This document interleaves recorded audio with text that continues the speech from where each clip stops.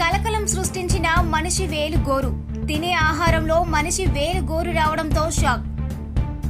జనగామలోని Vinayaka bar restaurant లో తినే ఆహారంలో వచ్చిన మనిషి వేలు గోరు.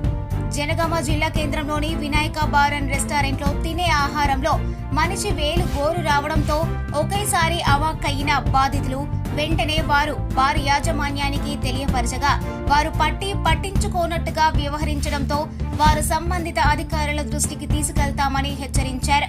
సామాన్య ప్రజలు ఆదివారంలో మిత్రులతో సేద తీర్పడానికి బార్కి వెళ్తే అక్కడ తినే పదార్థంలో మనిషి వేలు గోరు రావడంతో వాపోయారు. మొన్ననే జనగామ ధర్మశ్రీ బేకరీలో జరిగిన సంఘటన మరవక ముందే ఇలాంటి చోటు చేసుకోవడంతో స్థానిక ప్రజలు ఆందోళన చెందుతున్నారు.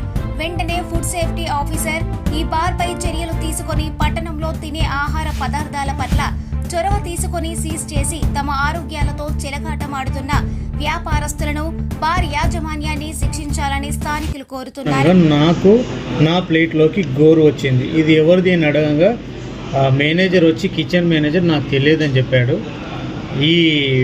ఈ యొక్క రెస్టారెంట్ ఓనర్ని పిలిచి అడిగితే వినాయక రెస్టారెంట్ తను ఏమంటున్నారు, మాకు సంబంధం లేదు, మసాలాలో రావచ్చు అని చెప్పేసి అంటే వాళ్ళది ఐఎస్ఐ ప్రూఫ్ ఉంటుంది కదా, అలాంటప్పుడు మీరు ఇంత ఐఎస్ఐ మార్క్ ఉంటుంది, జెన్యూన్ ఉంటుంది అన్న కాడ మీరు మసాలాలు ఎట్లా వస్తుంది అంటే మీరు క్వాలిటీ లేని మసాలాలు వాడుతున్నారా డౌట్గా వచ్చిందని చెప్పేసి అడిగితే ఏం చేసుకుంటారో చేసుకోండి అని చెప్పేసి మాట్లాడుతున్నారు.